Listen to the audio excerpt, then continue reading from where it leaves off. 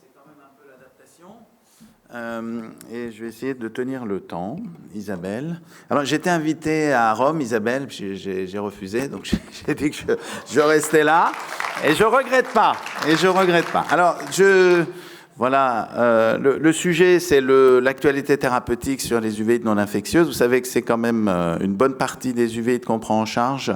Et ce sont les plus graves, les plus sévères, avec une atteinte à type d'œdème maculaire qui peut être particulièrement préoccupante. Alors, la question, c'est est-ce qu'on doit être plutôt sur une dichotomie traitement local versus traitement systémique? Parce que vous allez voir que maintenant, ça se résume à ça. Je crois qu'il ne faut pas le voir comme une confrontation, c'est pas un France-Angleterre, mais plutôt sur un passage de relais quand on a besoin de l'un ou l'autre.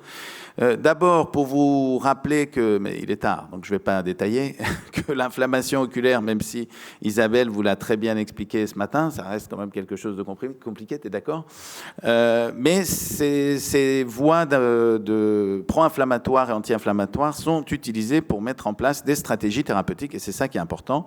Vous connaissez bien les anti-TNF, là je vous montre les différentes molécules qui existent. Alors on utilise beaucoup ces anti-TNF, vous en entendez parler parce que vos patients peuvent en bénéficier. C'est toujours avec un interniste, un médecin généraliste. Donc, c'est pas vous qui les prescrivez. Vous pouvez le faire, mais c'est pas vous qui le faites en général.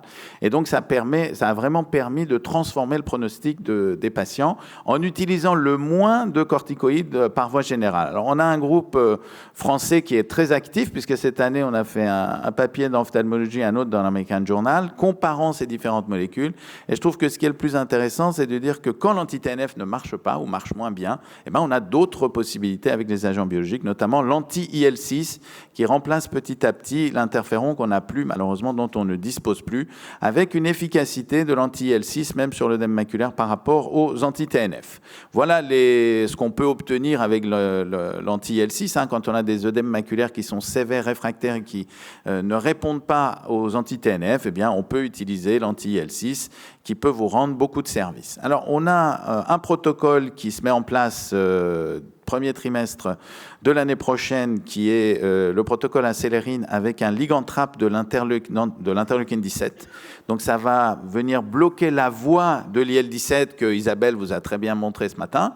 C'est une voie qui est une voie accessoire, mais qui reste importante. Et donc on espère beaucoup de ce protocole qui est un essai de phase 2. Il faut aussi se dire qu'en dehors du traitement systémique, on a la possibilité donc, et on doit calmer l'inflammation de façon continue. Il ne faut pas qu'il y ait des récidives. Là, je vous montre ce qui se passe quand on a un yo-yo. Eh bien, on va avoir des séquelles qui vont se mettre en place et qu'on ne va pas pouvoir récupérer. Donc, le but en inflammation intraoculaire, comme d'ailleurs dans le diabète, c'est d'essayer d'éviter ces yo-yo. Alors, je vous montre les résultats de l'étude française Rufdex entre Lyon, Nantes et Paris, la Pitié, donc Laurent Kodjikian et Michel Weber, sur la vraie vie de l'utilisation de l'implant de dexaméthasone, d'abord, puisqu'on est passé dans le traitement local. 152 yeux, 117 patients, 358 injections, et je trouve que ce qui était intéressant, c'est de voir que la majorité des patients qu'on traite dans la vraie vie, ce sont des patients qui ont des œdèmes maculaires. C'est pas vraiment le Tyndall vitréen, le Hayes vitréen qu'on traite, mais c'est l'œdème maculaire avec ou sans hyalite. Et les résultats de l'étude Rufdex ont montré donc l'efficacité et la bonne tolérance de ces injections d'implants de dexaméthasone, comme vous pouvez vous-même le constater dans votre pratique quotidienne et comme l'étude Louvre 2 l'a démontré. La nouveauté par rapport à l'implant de dexaméthasone, c'est l'implant d'acétonide de fluocinolone que vous connaissez puisque vous l'utilisez déjà au cours du diabète. Et bien là, c'est la même chose, sauf que les conditions, après le remboursement qui a eu lieu donc à la fin de l'été, les conditions, c'est de traiter une inflammation qui est déjà stabilisée pour éviter les récidives, et donc avec une durée d'efficacité de 3 ans, basée sur l'étude de phase 3 qui avait été publiée et qui est une étude démontrant l'efficacité. Alors c'est difficile parce que c'était une étude à faire sur 3 ans. Le critère principal était la proportion de patients qui ont présenté une récidive de l'uvéite au 6e mois. Et donc, avec voilà le design de l'étude, les caractéristiques démographiques de base, et puis vous voyez la différence, c'est pas la peine que je vous fasse un dessin. Le Kaplan-Meier montre très très bien cette différence entre le groupe traité et le groupe sham, avec donc 27,6% de récidives dans le groupe traité contre 90% dans le groupe sham, avec une tolérance, là ce sont les critères secondaires qui se sont également améliorés, l'acuité visuelle et l'épaisseur centrale maculaire, et des critères de sécurité, écoutez, relativement satisfaisants. Vous voyez qu'on a quasiment autant d'hypertonie dans le groupe sham, probablement parce que le sham, quand il a été traité, rescue du groupe sham, il y a eu d'utilisation de corticoïdes aussi par voie locale, et à ce moment-là, il y a eu une hypertonie oculaire notée. Donc, pas de gros red flag sur ce sujet.